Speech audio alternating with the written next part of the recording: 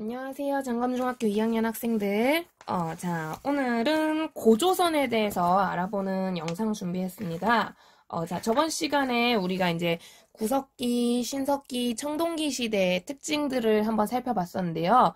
그 중에서도 이제 청동기 시대 같은 경우, 청동기, 드디어 이제 그 계급, 지배자라고 하는 계급이 등장하기 시작하면서 이 지배자들이 정복전쟁, 전쟁 활동을 통해서 점점 영토를 넓히고 도시, 나아가 이제 국가를 건설한다라는 얘기를 했습니다. 그러면서 우리나라 역시도 이 청동기 시대에 최초의 국가가 등장하게 되는데요. 자, 그 국가가 그 유명한 조선이라는 국가가 되겠습니다. 나라 정식 명칭은 조선인데요. 여러분 많이들 들어보셨겠지만 실은 이 조선이란 나라는 우리 최초의 국가 조선 이외에도 하나가 더 있어요.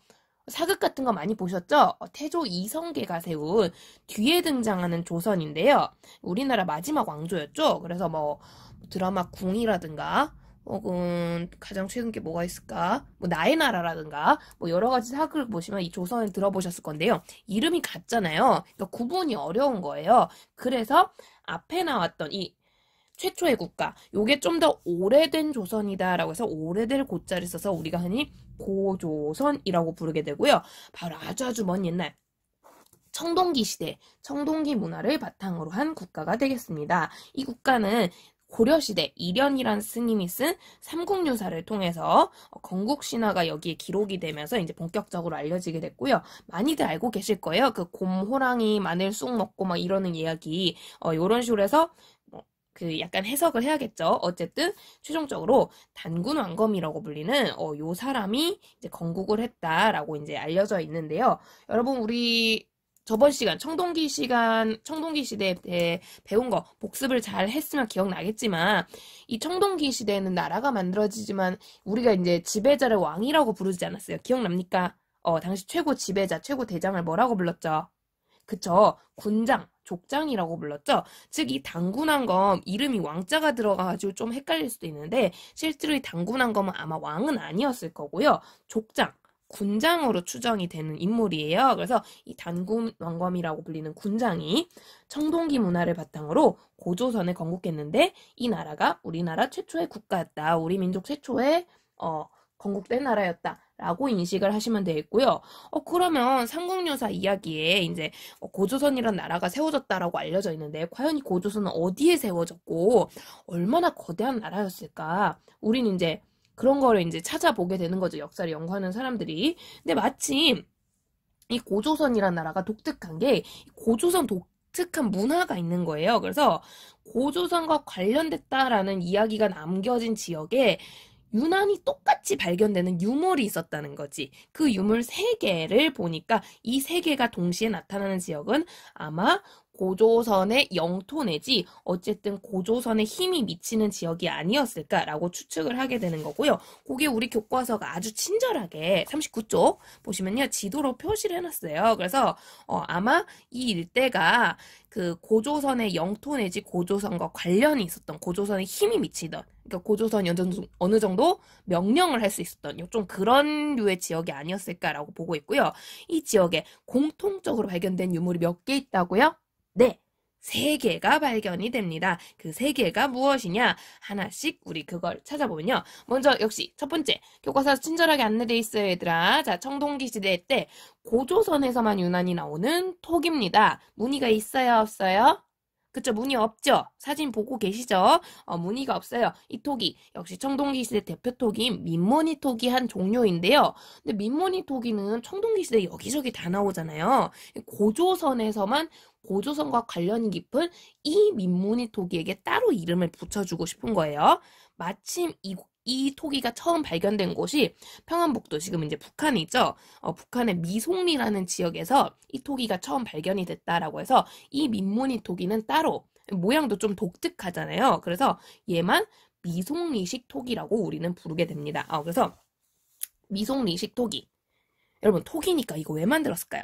그쵸. 고조선도 청동기고 하니까 벼농사를 아마 했을 거예요. 그죠? 그래서 그런 식량을 저장하기 위한 토기인데 디자인도 독특할 뿐더러 요게 유난히 아까 말했듯이 고조선과 관련된 지역에서 발견이 되고요. 자, 뿐만 아니라 청동기에 역시 이제 빼놓을 수 없는 게 땅으로 만들어진 도구가 있어야겠죠? 그 대표 도구로 고조선에서 유난히 잘 발견이 되는 게 바로 요 중간에 있는 요 친구입니다. 요 친구. 비파형 동검이라고 보입니까, 여러분? 여기 중간에 요 비파형 동검 아주 전형적으로 대표적인 고조선의 청동검이 되겠습니다. 청동검인데 청동검도 역시 그냥 청동검이면 다른 지역 청동검하고 구분이 안 되잖아요. 그래서 이 고조선 스타일, 고조선 파숑이라고 볼 수 있는 요 청동검만의 특징을 잡아 이제 이름을 붙여준 거죠. 보니까 여러분한테는 좀 낯설 건데 그 옛날 악기 중에 비파라는 악기가 있어요. 옛날 악기예요. 그래서 이 비파라는 요렇게 약간 호리병 느낌 나는 요 악기와 모양이 비슷하다 해서 비파 모형의 청동검이라고 해서 이 동검을 비파형 동검이라고 합니다. 그래서 고조선 초기 문화를 보여주는 가장 대표적인 동검이고요. 실은 이거는 이제 자세히까지는 모르셔도 되는데 혹시 한국사 검정시험 같은 거 준비하는 친구 있을까봐 이 옆에 보시면 또 다른 동검이 하나 있을 거예요. 세형 동검 보입니까? 이 세형 동검 역시 고조선하고 관련이 있는데 얘는 이제 순수하게 고조선에서만 나오는 건 아니라서 이 고조선 범위를 알려주는 요 유물로는 치지 않아요. 그건 비파형 동검만 치는데 우리 교과서에 왜 세형 동검을 해놨느냐? 이 세형 동검 역시도 고조선하고 관련이 있긴 있어요. 왜냐? 이 고조선 사람들이 고조선이라는 나라가 막 10년, 20년 있었던 나라가 아니거든요. 되게 오래 가요. 오래 가는 기간 동안 처음에는 비파형 동검을 쓰다가 이제 우리도 지금도 그렇지만 혼자서 자기들끼리 살 수가 없잖아요. 주변 지역하고 교류를 하는 거예요. 특히 이 시대적 특성상 우리 과거에는 우리 주위에 가장 문명 수준이 발달한 문화 수준이 높았던 나라가 어디죠? 과거에는? 중국이거든요. 그래서 이 고조선 역시도 강력하고 발전된 문화를 가진 중국하고 이제 지속적으로 교류를 하는 거예요. 근데 중국 애들은 요런 동검을 썼거든. 우리는 요런 동검을 쓰고 있었고. 그러니까 교류를 하니까 우리 지금 그렇잖아요. 문화가 섞이기 시작하는 거예요. 섞이면서 고조선이 중국의 영향을 받았으나 그걸 다시 또 고조선 버전으로 한국 버전으로 살린 자기들만의 업그레이드 동검을 만들게 돼요. 이게 조금 더 가늘어진 동검이라고 해서 가늘세자를 써서 세형 동검이라고 부르게 됩니다. 그래서 얘도 이제 고조선에서 나오는 애긴 한데 이제 중국의 영향도 있고 하다 보니까 이제 교류 과정에서 나오니까 얘는 이제 순수하게 고조선 그런 뭐랄까 그런 걸 알려주는 유물로는 치지 않아요. 근데 이제 한국사 검정 능력 시험 치시면 얘도 자료가 나오는 경우가 있거든요. 그래서 혹시 조금 더 관심 있는 친구들은 같이 알아두시면 좋을 것 같고요. 어쨌든 처음에 얘기했던 대로 고조선에 대해 알려주는 유물로는 첫 번째가 아까 봤던 미송리식 토기, 두 번째가 비파형 동검이고요. 그럼 선생님 세 번째는 뭔가요? 지도에 힌트가 있어요. 자, 지도에 점점점점 찍힌 거. 이 옆에 뭐라고 적혀 있나요? 자, 파란색 점 찍힌 건 비파형 동검이라고 돼 있고요. 밑에 보시면 뭐라고 적혀 있어요? 빨간 점. 고인돌 돼 있죠? 바로 지난 시간에 우리가 배웠던 북쪽 지역 중심으로 발견되는 고인돌, 일명 탁자 모양의 고인돌이라고 했던 이 탁자식 고인돌, 이 친구가 바로 마지막 고조선에 관해 알려주는 유물이 되겠습니다. 그래서 요 유물이 이 세 개가 공통적으로 같이 발견되는 지역은 이 지역이 고조선과 관련이 깊은 지역이구나 혹은 고조선이 이 지역을 다스렸을 수도 있겠구나 라고 우리가 추측을 할 수 있다라는 거죠.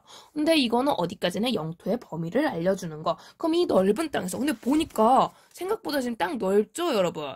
이 고조선의 파워가 꽤 셌다는 얘기예요. 지금 우리나라보다 더 크잖아요. 그죠? 엄청 크기 때문에 그럼 이렇게 거대한 국가가 아까 얘기했어요. 짧게 안 갔다고 꽤 오래 갔단 말이에요. 과연 어떤 식으로 나라를 다스렸고 어떤 식으로 이때 사람들은 생활을 했을까 이게 궁금해진다라는 거죠. 근데 이 유물만으로는 그걸 아는 게 한계가 있는데 다행인 건 이 고조선에 대한 문자 기록이 남아있었다는 거예요. 자, 우리 지난 시간에 배웠죠? 청동기 시대 드디어 문자 사용이 시작되는 시기고요. 물론 한글을 쓴 건 아니겠죠, 이 시대에. 옆에 이웃나라인 중국에게서 이제 영향을 받아서 한자로 작성된 기록들이 남아있다라는 거예요. 그 기록으로 가장 유명한 기록, 친절하게 우리 교과서가 소개가 돼 있고요. 요거 말고도 이제 몇 개의 기록을 더 추가적으로 해서 막 모아가지고 중국에 있는 기록, 뭐 여러 가지 기록을 이제 찾아서 모아본 결과 자세하진 않지만 고조선이 어떤 식으로 발전했는가라는 걸 우리는 알 수가 있었다라는 거죠. 그래서 내용을 살펴보니 요거는 학습지를 가지고 정리를 하겠습니다. 내용을 살펴보니 자 일단 우리 건국신화를 통해 알 수 있어요. 건국신화에서 자 누가 나라 세웠다고요? 그쵸? 곰과 하늘의 신의 아들이라고 기록이 남겨져 있는 단군왕검께서 그죠? 단군왕검 왕이었다고요? 아니죠. 왕 아니고 군장이었던 족장이었던 단군왕검을 중심으로 청동기 문화를 바탕으로 건국됐고요. 자 나라를 건국할 때 이분들 정말 사람을 좋아하셨어요. 그 유명한 홍익인간이라고 하는 널리 인간을 잃게 하라, 널리 사람을 평온하게 하라 라고 하는 홍익인간이라고 불리는 건국이념을 통해 나라를 세웠다고 합니다. 나라를 세웠고요. 자, 그러면서 이 단군왕검의 핏줄들이 아마 쭉쭉쭉 계승을 해가지고 이제 나라를 지켜갔던 걸로 보이는데, 영토를 보시면 알겠지만, 물론 저게 완벽한 영토라고 할 수 없지만 어쨌든 영향력이 크다는 얘기잖아요. 그죠? 그 엄청난 영향력을 봤을 때 점점점 고조선은 지속적으로 발전을 했던 걸로 보여요. 뭐 중간에 뭐 일이 있었겠죠. 계속 발전하면서 청동기로 시작을 했던 이 고조선이 나중에 가면 뭐까지 쓰게 되느냐? 청동기 다음 단계. 우리 뭐라고 배웠죠? 그쵸? 바로 철까지 쓰는 모습을 보이게 됩니다. 왜냐면 이제 발전된 중국하고 교류를 했기 때문에 세용동검도 실은 그 과정에서 만들어진 거거든요. 철기라고 불리는 철이라고 하는 수단, 철로 만들어진 도구들을 수입하고 사용할 수 있게 되는 거예요. 그러면서 청동기 시대에 비해서는 한 단계 더 발전을 하게 되는 거고요. 나라 역시 더 커지기 때문에 그에 맞춰서 이제는 이제 어떻게 보면 동네 뭐 촌장 이렇게 볼 수가 없는 거예요. 그래서 군장보다 한 단계 더 발전한 단계인 표현으로 지배자를 말하기 시작합니다. 그 표현이 무엇이냐? 우리에게 가장 익숙한 바로 왕이라는 표현이 되겠습니다. 그래서 왕이라는 칭호를 사용할 정도로 굉장히 수준도가 높아져 가는 모습을 보이게 되고요. 얘네가 이제 힘이 점점점 세지니까 옆 동네들하고 이제 트러블이 생기겠죠. 우리 옆 동네 어딥니까? 그쵸? 중국하고도 트러블이 생깁니다. 마침 이거는 나중에 중국사 할 때 이제 보게 될 건데요. 이 시기 중국이 춘추전국 시대라고 해서 좀 쪼개져 있는 시기가 되거든요. 잠시만요. 네. 혹시나 궁금해하는 친구가 있을까봐 교과서를 한번 펼쳐봤어요. 교과서 220쪽인데요. 바로 여기 지금 나라 쪼개져 있는 거 보이나요? 막 연조, 제진 뭐 이런 거 몰라도 돼요. 이 나라 이름은 나도 못 외워요. 요런 식으로 해서 나라가 막 쪼개진 요 시기를 춘추전국 시대라고 해요. 요 시기에 여기 이제 지금 하얀색으로 칠해진 이 지역이 우리 고조선인 거예요. 고조선이 이렇게 있는데 그러니까 딱 얘들아 위치적으로 고조선 어디랑 가장 붙어 있어요?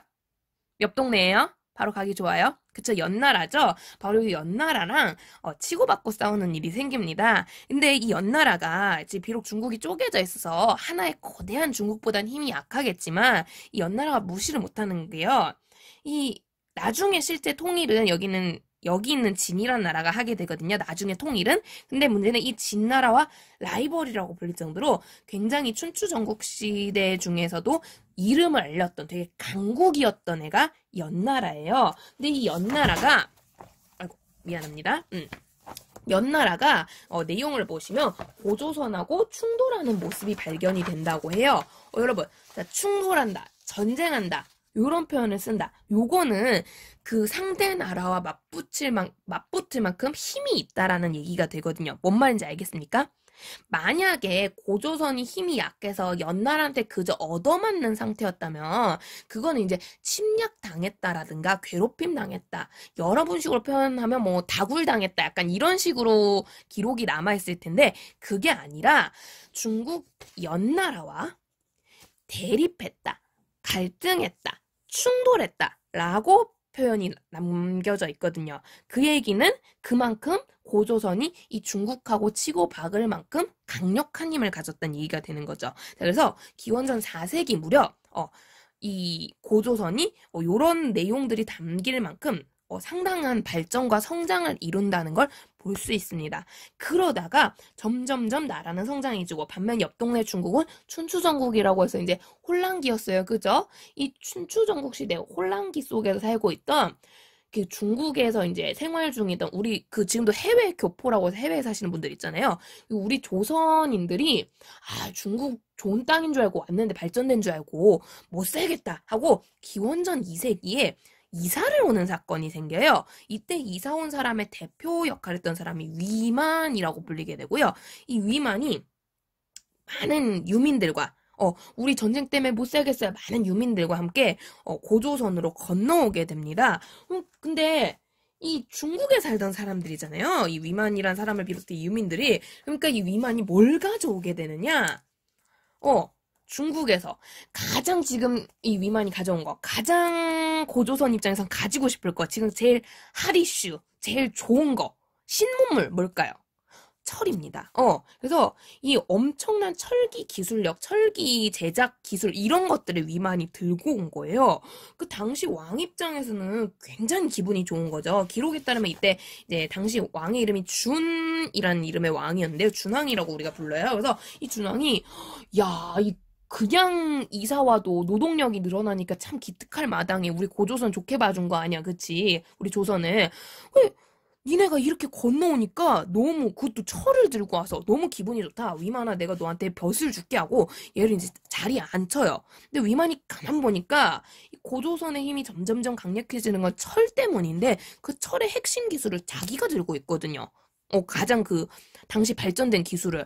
그러니까 준왕은 어떻게 보면은 이게 뭐 죽 써서 개 주는 것도 아니고 돈 버는 거 따로 있고 제주 부리는 놈 따로 있나? 약간 화가 나기 시작하는 거야. 기술은 지가 가지고 있는데 왕은 엉뚱한 애가 하고 있으니까.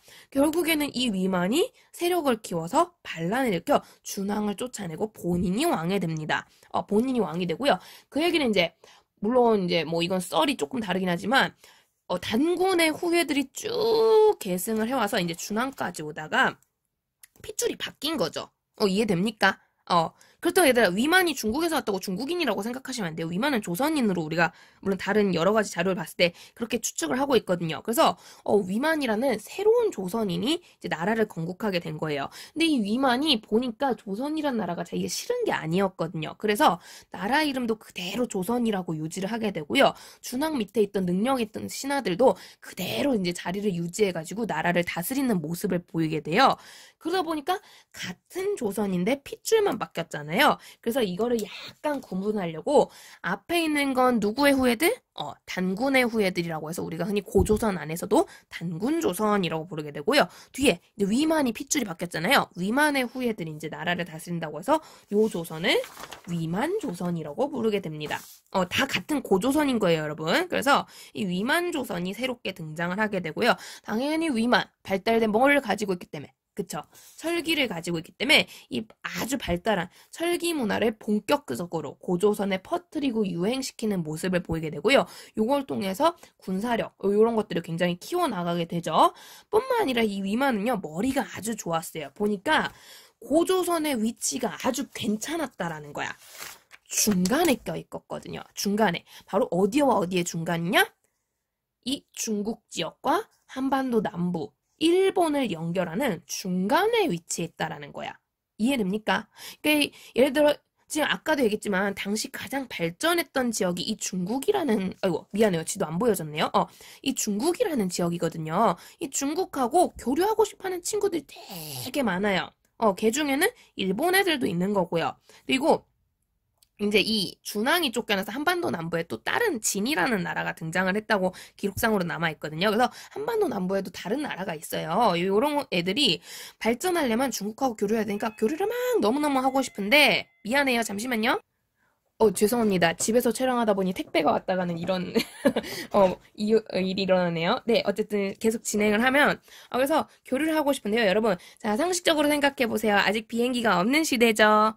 자, 예컨대 일본으로 봅시다, 여러분. 일본이 여러분한테는 이해가 쉬울 것 같으니까 일본 애들이 중국하고 교류를 하고 싶어요. 어떻게 갈 수 있을까요, 중국으로?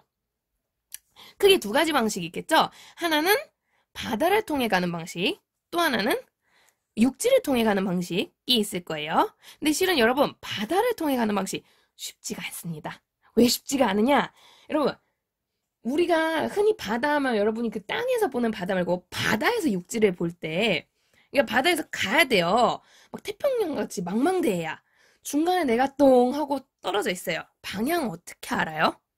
근데 내가 가는 방향으로 가면 되죠. 뭐 별 보면 되죠. 별은 밤 아니면 안 보이잖아요. 구름 모양 보면 되죠. 큰일 나겠죠. 길 잃어버려요. 그래서 이 가려면 우리가 그래서 중요한 도구가 나침반이라는 도구거든요. 그래서 이 나침반이라는 도구가 있어야 이 막 이런데 바다 한가운데 떨어져도 항로를 잡아서 갈 수가 있게 되는데 이 나침반은요 한참 뒤에 등장하는 발명품이에요. 이 중국 송나라라고 해서 4대 발명품 중에 하나로 손꼽히거든요. 되게 뒤에 등장하는 거기 때문에 이 시기엔 나침반이 없어요. 그래서 얘네가 바다를 통해 가면 어떻게 가느냐? 이 경계선을 따라가야 돼요. 육지가 안 보이는 순간 난 죽는 거예요. 그래서 육지가 보이는 지점만 골라가지고 거기를 붙어서 이런 식으로 해안선을 따라서 이제 요렇게 항해를 하는 게 당시 방식이거든요. 이해됩니까? 요렇게 항해를 해야 되는데 자 일본에서 이렇게 항해를 한다고 봐요. 그러면 요 옆에 있는 요 고조선이 가만히 있겠습니까? 자기 옆 동네로 이웃나라 배가 막 왔다 갔다 지나다니는데 약탈이라도 오면 어떡하려고 전쟁이라도 일어나면 어떡하려고 제재를 가할 수 있다는 거고요. 육지는 더 심하겠죠. 육지 얘네 통과해야만 갈 수 있는데 그러니까 이거를 위만이 보니까 위치가 괜찮네 싶은 거예요. 그래가지고 중국 애들이 반대로 이쪽으로 갈 때 혹은 일본이나 이 남쪽에 있는 애들이 이쪽으로 갈 때 이때 중간에서 통행세를 받는다거나 혹은 얘네 둘의 중간 지점에서 중간에 있는 무역을 하게 되는 거죠. 중국 애들아 니네 물건 우리한테 팔아. 우리가 얘네한테 전달해줄게. 니네도 우리한테 물건 팔아. 우리가 얘네한테 전해줄게. 이런 식으로 해서 이 중간에서 무역을 해요. 요거를 조금 어려운 말로 중개무역이라고 해요. 중개무역이고요. 물론 이것도 틀리지 않습니다. 중개무역 하셔도 돼요. 멍멍개 해가지고 이 실은 원래 국어사전적으로는 이 두 무역의 차이가 있는데 우리 역사적으로는 여기 지금 상황에선 큰 차이가 없어서요. 둘 다 쓰셔도 돼요. 그래서 중개무역을 통해서 엄청난 이익을 얻을 수 있는 거죠. 여기서 세금도 받을 수 있는 거고요. 그죠? 그래서 중국 애들이 예컨대 뭐 이 중국식 동검을 우리 돈으로 500원에 우리나라에 팔았어. 근데 일본 애들은 간절할 거 아니야. 그럼 여기다가 뭐 10,000원 주고 팔 수 있다라는 거예요. 이런 식으로 해가지고 굉장한 이익을 보기 시작합니다. 그래서 발달된 철기 있어, 중개무역 있어, 떼돈 버는 거죠. 덕분에 이 위만조선의 국력은 점점 강해지게 되는 거고요. 자, 그러다 보니까 요게 이제 위만조선은 기분 좋죠. 이렇게 하니까 막 이제 이익을 보잖아요. 근데 반면 양쪽 국가 입장에서는 기분 나쁘죠. 얘네가 중간에 괜히 방해를 놔가지고는 우리가 직접 거래하면은 우리 직거래 하잖아요. 그죠? 그냥 거래하면은 훨씬 싸게 많이 교류할 수 있는데 얘네가 이제 중간에서 막 양도 조절하고 세금도 받고 이러니까 빡치는 거예요. 근데 이게 특히 더 빡쳤던 건 약한 애들이 얘한테 뭐라 하겠어요? 강한 애들이 얘한테 뭐라 하겠어요? 그죠? 강한 애들이에요. 즉 중국에서 이만한 작작 좀 하자 이러면서 이제 불만을 가지기 시작하는 거예요. 근데 아까 봤듯이 만약에 중국이 쪼개져 있는 힘이 약한 상황이라면 그래도 너무 대놓고 뭐라고 못하겠죠. 근데 이게 중국이 이 춘추전국 시대가 끝나고 통일이 됐다라는 거예요. 아까 이 춘추전국 시대 통일 살짝 내가 누가 통일했다 얘기해줬는데 그쵸? 진이란 나라가 통일을 해요. 요 통일한 사람이 그 유명한 진시황제라고 하는데요. 들어본 적 있을 거예요. 영화나 뭐 드라마나 뭐 사극이나 이런 데서. 그래서 이 진시황제라는 사람이 통일했는데 나중에 중국사에서 보겠지만 이 사람이 통치를 조금 실수가 있었어요. 통치에. 그래가지고 너무 무섭게 통치했어. 힘으로. 빡! 말 안 들으면 뒤져! 이러면서 막 되게 무섭게 이제 통치를 하다 보니까 오래 못 가요. 원래 그렇잖아. 힘으로써 막 굴복시키면 당장은 무서우니까 똥이 더러워서 피하지 무서워서 피하니 이러면서 당장은 굴복하지만 이게 쌓이고 쌓이다 보면은 사람들이 막 화나가지고 막 대들게 되잖아요. 그러니까 진시황제가 딱 그런 꼬라지여가지고 나라가 오래 못 가요. 그래서 진나라가 통일을 하는데 진짜 짧게 갔다가 바로 뒤이어서 새롭게 얘가 중요해.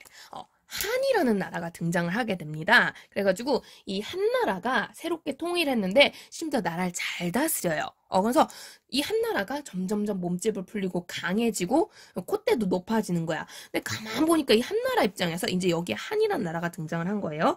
한나라 입장에서 되게 빡치게 구는 국가가 바로 요 위만조선이 되는 거죠. 중간에서 쥐들이 뭔데 막 무역을 막 좌지우지하고 막 잘난 척하고 재수없어 이렇게 되는 거예요. 특히 이거를 웬만한 황제만 넘겼을 건데 이 중간에 나중에 한나라의 전성기를 가져오는 싸움질 잘해요. 그래서 이름도 무제야.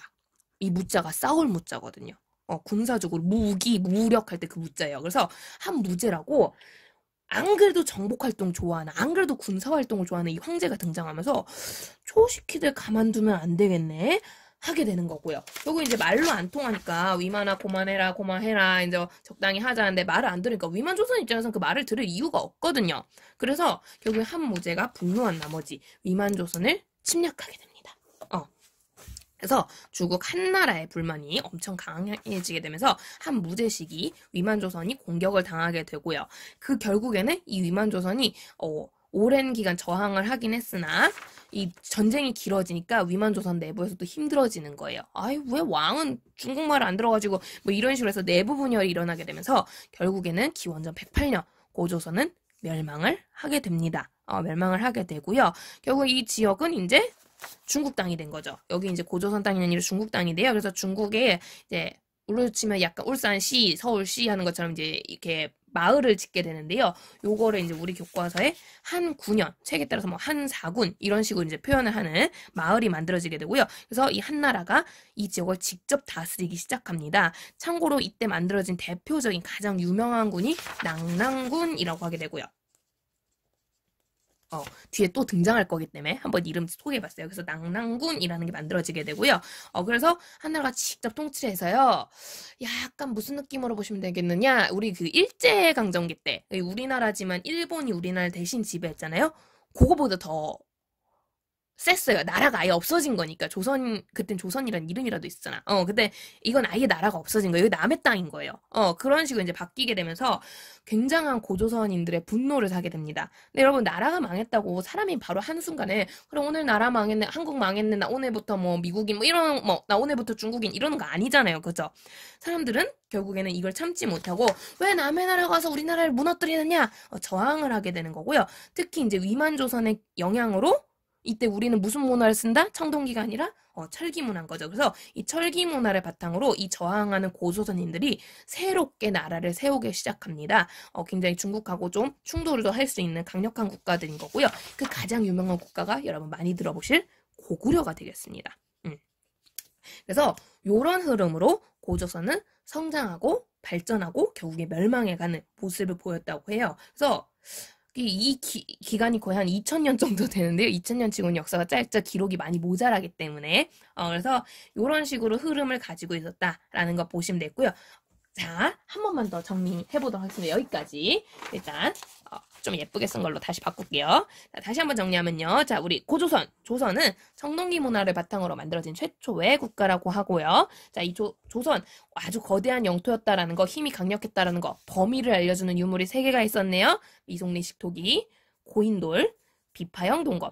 탁자식 고인돌이나 북방식 고인돌로 알아주시면 더 정확하고요. 꼭 그러진 않아도 돼요. 가로해놨죠? 그래서 고인돌, 비파형 동검 3개가 가장 대표적인 유물이 되겠고요. 요 유물을 비롯해서 여러 가지 기록을 이제 뒤져본 결과 고조선이라는 나라는 일단 단군왕검이라고 불리는 군장이 만든 걸로 알려져 있고요. 건국기념으로 홍익인간이라는 걸 내세웠다고 해요. 근데 이제 중간쯤에 기원전 4세기 무렵 중국하고 교류하면서 철기 문화를 들여오기 시작하고요. 그때부터는 이제 군장이 아닌 왕 이란 표현을 쓰고 특히 중국 연나라랑 갈등하는 모습이 있었대요. 되게 강력했다라는 거고요. 그러다가 기원전 2세기 무렵 이제 위만이란 사람에 의해서 위만조선이 만들어지게 되고요. 이때 이제 발달한 철기 문화와 중개무역을 통해서 엄청난 성장을 이뤘다고 합니다. 근데 문제는 너무 빠르고 큰 성장, 오히려 독이 됐다라는 거죠. 옆나라가 질투를 했어요. 중국 한나라 불만을 가지게 되면서 결국 한나라 한무제 때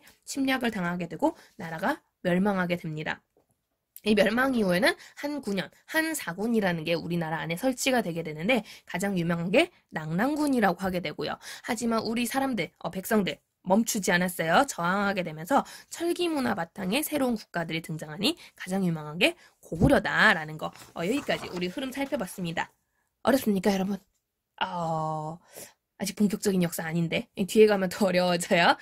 이렇게 줄거리를 익힌다라는 드라마 줄거리 익힌다라는 느낌으로 그렇게 접근해 주시면 좋을 것 같습니다. 어쨌든 이런 게 고조선의 흐름인데요.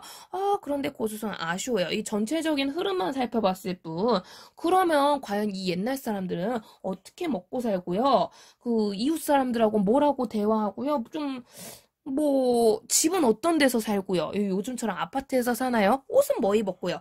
궁금해하는 사람들이 있었다라는 거예요. 근데 이걸 마침 알려주는 아주 좋은 사료가 교과서에 있어요. 그래서 요거 교과서 보면서 같이 한번 정리해 보도록 하겠는데요. 자, 요건 교과서 꼭 있으셔야 돼요, 여러분. 교과서 41쪽에는 우리 그 유명한 건국신화와 그 다음에 여러분한테 조금 낯설 고조선의 법률 한번 살펴보도록 하겠습니다. 자, 다들 교과서 챙겨 오셨습니까? 이건 교과서 꼭 있어야 된다고 했어요. 학습지만 믿고 막 보고 있는 친구들 갖고 오셔야 돼요. 자, 40쪽. 여러분에게 먼저 친숙한 이야기 먼저 접근해 보도록 하려고 합니다. 바로 아까 얘기했던 이련 스님이 썼던 삼국유사에 실린 건국신화 이야기인데요. 요거는 어렸을 때 이제 동화 느낌으로 많이 보셨을 거라고 생각을 해요. 혹시 단군신화 이야기 모르는 친구 있나요? 모르신다면 지금 바로 한번 읽어보시면 좋겠는데요. 선생님, 저는 더 이상 활자 읽기 싫은데 하는 친구들이 있을까봐 깜짝 영상 하나 준비했습니다. 여러분, 영상 하나 보고 올게요. 칼과 불이 지배하는 세상을 보다 못한 환웅님이 이 세상에 내려오시옵소.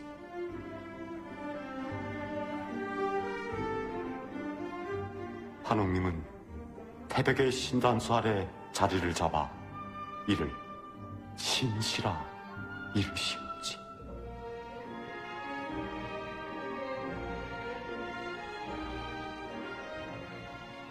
이제 널리 세상을 이롭게 할 법을 내리니 함께 더불어 살 자들은 들으라.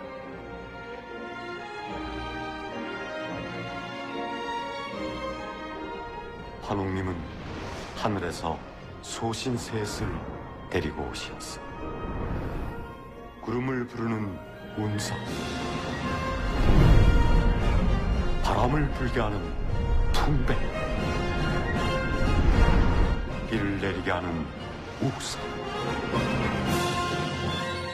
그때 드넓었던 땅에는 곡식이 넘쳐났고 세상은 아주 풍요로웠단다. 아침마다 떠오르는 햇님은 하늘에서 보내는 아침 인사라고 하지. 손은 들어봐. 그리고 소원이 있으면 말해보라고. 아침에 햇님은 기분이 좋으시니까 잘 들어주실지 몰라.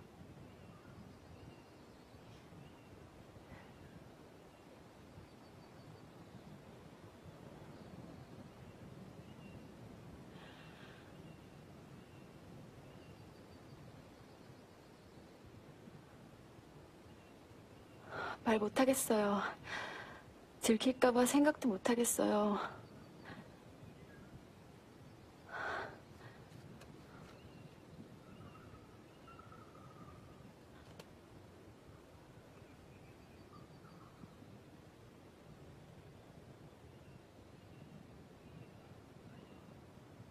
아버지, 보고 계십니까?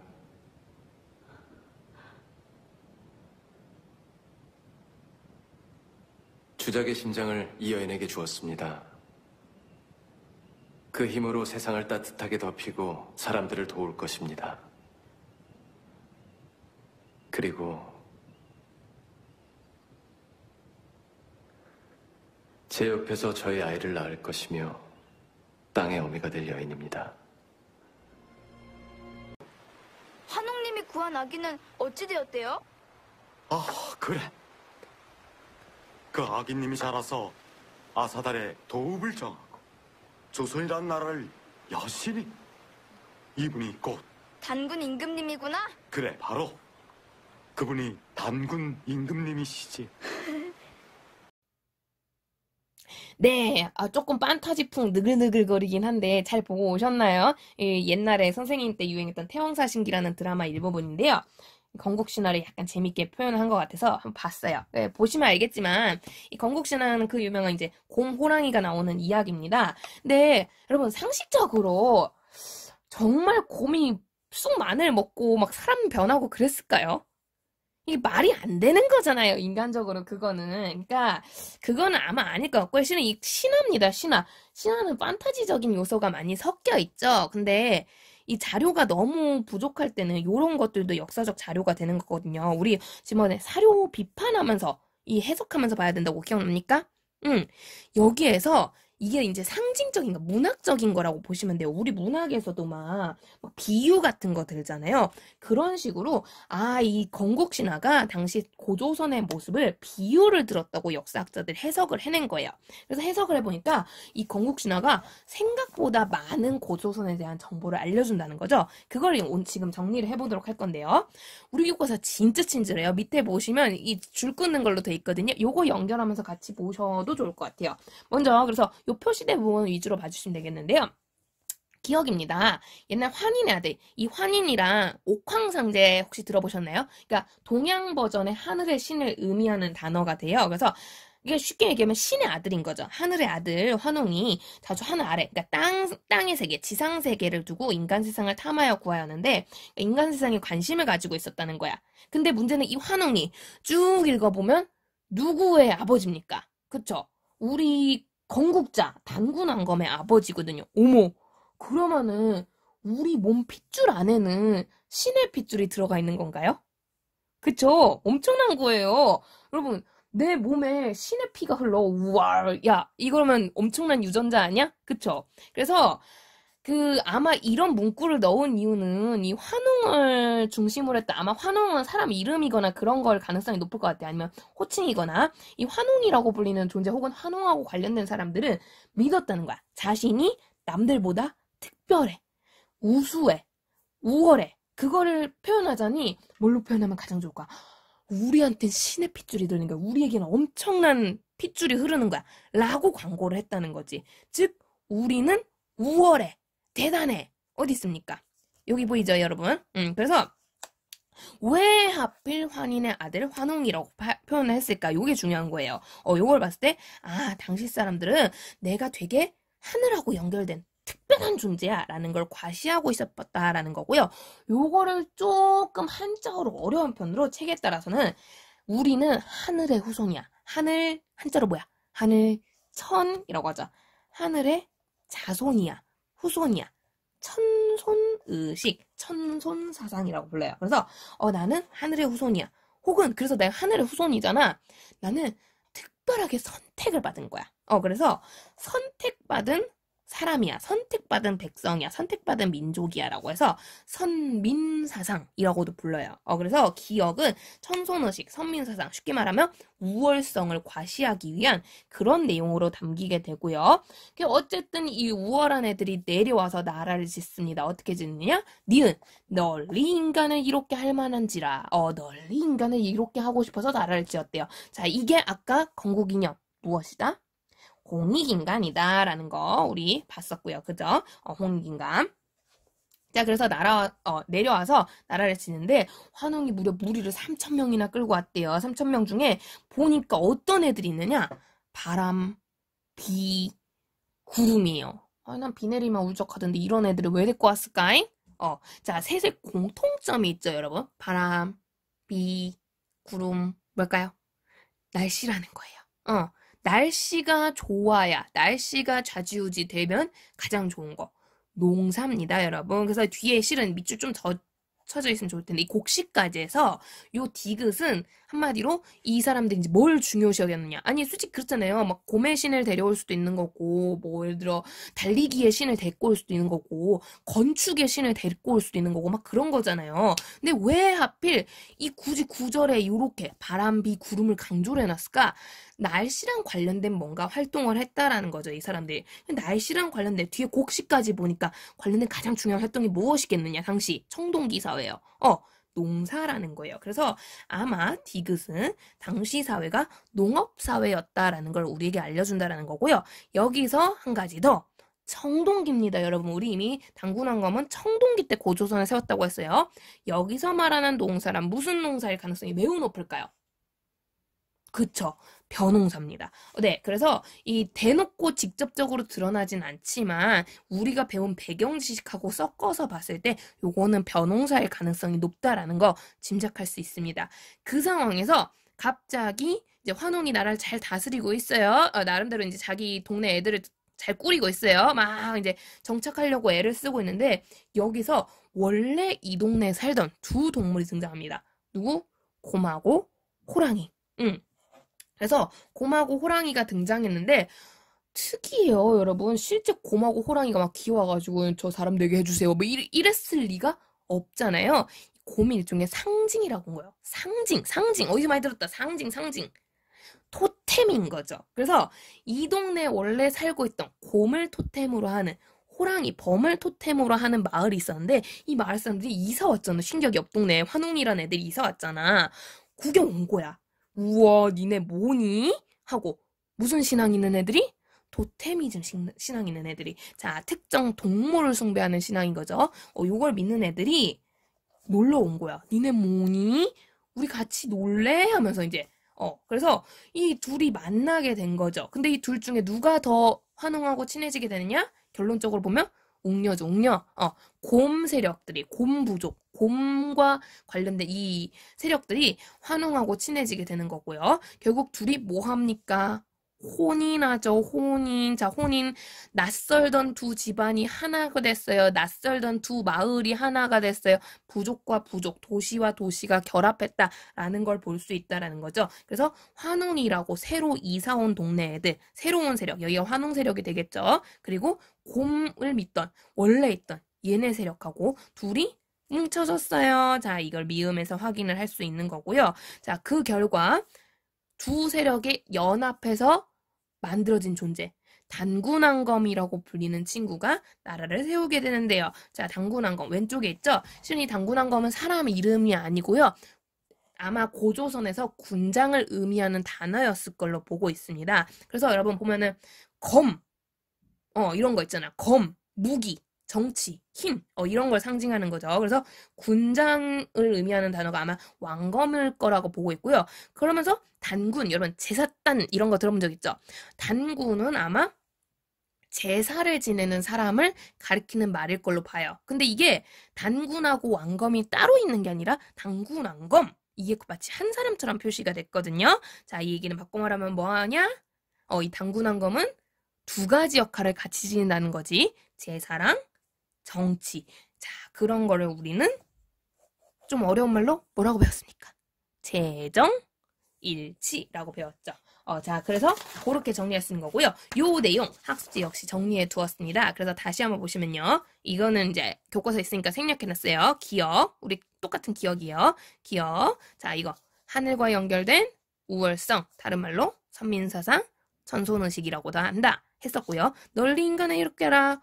호기인간이죠. 사람을 되게 중요시하는 거예요. 사람 자체를 되게 좋은 거다라고 표현을 한다는 거고요. 이건 뒤에서 조금 더 자세히 볼게요. 그다음에 바람비 구름, 날씨 뭐였어요?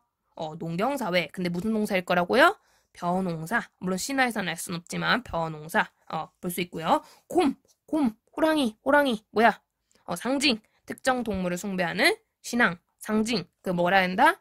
토테미즘이라고 한다. 볼 수 있는 거고요. 자, 그러면서 환웅은 잠시 변해서 결혼했어요. 결혼. 자, 결합했어요. 무슨 세력이? 새로운 세력과 도착 세력이 결혼했어요. 그죠? 자, 바로 환웅 중심의 이사 온 애들, 곰을 믿는 원래 살던 애들 둘이 결합했어요. 의미하는 거고요.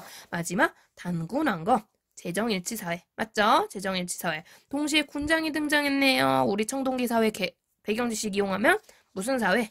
계급사회라는 거 역시 같이 알 수 있게 됩니다. 이해됩니까? 네, 그래서 신화 별거 아닌 것 같은데 해석해보니 이런 다양한 의미를 지닌다는 거고요. 자, 근데 이 내용을 조금 더 확인할 수 있는, 더 업데이트 시키는 자료가 하나 더 있다고 하네요. 바로 고조선의 법률인데요. 교과서 41쪽을 보시면 되겠습니다. 자, 41쪽 고조선의 남아있는 8개 조항의 법인데요, 여러분. 오른쪽에 친절하게 설명 다 적혀 있어요. 8개 조항 법인데요. 아쉽게도 기록의 한계로 현재 남아있는 건 요 3개뿐입니다. 다행인가요? 8개 다 있었으면 공부할 게 늘어났을 건데. 자, 그래서 이 8개 중에 3개 조항. 되게 짧은데 이것 역시 또 엄청난 정보를 담고 있다라는 거죠. 어떤 정보를 담고 있느냐? 자, 요거는 학습지를 이용해서 같이 보도록 하겠습니다. 그 옆에 읽어보셔도 되긴 하는데 설명을 좀 하자면요. 자, 사람을 죽인 자는 사형에 처한대요. 자, 사형. 지금까지도 인류가 누군가에게 줄 수 있는 가장 높은 형벌이죠. 사람을 죽인 자. 아니, 솔직히 근데 여러분 그 사극 보시면 알겠지만 옛날 시대에 사람 죽이는 일 많지 않습니까? 전쟁 막 하고 하면서 막 죽이잖아요. 근데 사형에 처한대요. 엄청 센 벌이잖아요. 그쵸? 벌이 엄격한데 근데 얘들아 그만큼 사람은 함부로 죽이면 돼, 안 돼? 안 된다라고 이 사람들도 알고는 있었다는 거예요. 물론 전쟁 같은 거 일어나면 어쩔 수 없는 거지만 그래도 최소한 평상시 생활할 때는 함부로 사람을 죽이면 안 돼. 그만큼 우리는 사람이 중요해. 생명은 소중한 거야. 라는 걸 이 사람들 강조하고 있습니다. 아까 우리 무슨 정신하고 관련이 있는 거죠? 그쵸? 홍익인간하고 관련이 있는 거죠. 널리 인간을 이롭게 하려고 했잖아요. 사람 마구잡이로 죽이면 돼요, 안 돼요? 그러니까 그 두 내용, 생명을 중요시 여긴다라는 걸 알려준다는 거죠. 그걸 볼 수 있어요. 첫 번째, 사람을 죽인 자는 사형에 처한다. 엄격한 벌과 함께 생명을 중요시 여긴다. 확인할 수 있겠고요. 동시에 자, 남에게 상해를 입힌 자. 상해가 뭔지 아나요? 다치게 만드는 거예요. 다치게. 상하게 만들었어요. 상해를 입힌 자, 곡식으로 갚는다인데요. 자, 여기서 곡식 또 나왔다. 곡식. 우리 아까 앞에서도 했었죠. 곡식 뭘 의미해요? 농경사회. 우리 이미 이해했죠? 농경사회라는 걸 알 수 있고요. 문제는 그 다음입니다. 여러분, 이 서술어 중요해요. 갚는다. 갚는다. 자, 이 갚는다. 그냥 나오는 표현 아니에요. 갚는다라는 거는 말 그대로 내가 너한테 갚아야 돼. 네 거가 있고 내 거가 있기 때문에 내가 네 걸 다치겠어. 내 걸로 갚아줄게가 되는 거거든요. 자, 요 갚는다. 별거 아닌 것 같지만 여기서 우리는 짐작할 수 있습니다. 네 거 내 거 있어요. 네 거 내 거. 사유재산인 거죠. 자, 청동기사회 우리 배웠어요. 사유재산이 나타나기 시작했다. 만약 고조선이 여전히 신석기 때처럼 평등사회고 같이 공동생활을 하는 사회였다면 구석기 신석기처럼 갚는다는 표현이 나올 수가 없어요. 왜냐면 예를 들어 여러분 내가 이 샤프를 망가뜨렸어. 망가뜨렸는데 이게 너랑 나랑 같이 쓰는 샤프야. 공동재산이야. 그러면 내가 이걸 널 위해 다시 갚아줄 필요는 없다라는 거죠. 왜냐면 이건 내 거기도 하거든요. 내가 쓰다 보면 망가뜨릴 수도 있는 거거든. 근데 내가 네 거를 빌렸다가 부러뜨렸어. 그럼 당연히 내가 그걸 배상을 해주잖아요. 그죠? 그런 식으로 이해를 하시면 되겠습니다. 그래서 사유재산이 존재했다. 알 수 있는 거고요. 마지막 티그. 이거 재밌어요. 도둑질한 자는 노비로 삼때, 노비를 면하고자 할 때, 노비에서 벗어나고 싶을 때는 50만 전을 내야 한다라는 건데요. 자, 노비 나왔네. 노비가 뭐예요? 그래서 노예죠. 인간보다 못한 존재들, 인간만도 못한 물건 취급당하는 사람들. 그래서 되게 천대받는 사람들이에요. 천대받아? 같은 사람인데 계급이 있다라는 거 알려준다라는 거고요. 여기서 또 재밌는 표현 나오네요. 50만 전. 이거 뭘까요? 전. 그쵸? 우리 지금 50만 원 하는 것처럼 돈이라는 거죠. 고조선은 뭘 쓰는 거예요? 돈을 쓴다라는 거죠. 이해됩니까? 그래서 화폐를 사용한다라는 건데요. 무슨 얘들아, 이 화폐 역시 아무 곳에서나 출연하는 거 아닙니다, 여러분. 옛날에는요, 보통 나한테는 이 샤프밖에 없어요. 옆 사람한테는 검은 펜이 있어요. 자, 내가 검은 펜이 필요해요. 보통 어떻게 하게요? 이거 돈 주고 사나요? 옛날에는. 보통은 물물 교환을 하죠, 이렇게. 물물 교환하는 게 일반적인데, 근데 내가 펜 한 자루랑 샤프 한 자루 바꿀 때는 이 물물 교환이 편해요. 솔직히 까놓고 말해서. 근데 나중에 내가 펜을 10만 자루 사야 돼. 그러면 그거는 물물 교환이 굉장히 어렵잖아요. 그래서 화폐라는 건 물물 교환이 힘들 만큼 거래량이 많아. 경제 규모가 크다는 거야. 교역량이 풍부해. 즉 경제가 발전하는 수준이 그렇게 교역을 할 만큼 발전했을 때만 나오는 게 화폐거든요. 그러니까 이 고조선은 생각보다 경제 수준이 높았다라는 걸 의미한다라는 거죠. 이해됩니까? 그래서 이런 식으로 팔조법, 역시 짧은 내용이지만 별거 아닌 것 같지만 상당히 많은 정보를 가지고 있다는 거고요. 결국 이 신화랑 팔조법을 정리하니까 이 고조선이란 요런 특징의 사회구나라는 걸 알 수 있다는 거죠. 자, 요거는 이미 우리 배운 내용이니까 스스로 하실 수 있을 거라 생각하고 네, 답만 이렇게 올려놓도록 하겠습니다. 영상으로. 그렇고요. 자, 밑에 확인 문제 선생님이 만들어놨는데요. 자, 교과서에 있는 문제 다 풀어보시고 역시 또 추가적으로 한번 풀어보면 좋겠다 싶은 거 싶어서 만들어놨어요. 복습용으로 활용하시면 되겠습니다. 자, 그러면 오늘 고조선 사회에 대해서 알아봤었고요. 조금 영상 분량이 되는데요. 좀 중간에 재밌는 것도 끼워놨으니까 복습 잘 해주시고요. 다음 영상, 마지막 영상에서 만나도록 하겠습니다. 오늘도 수고 많았어요.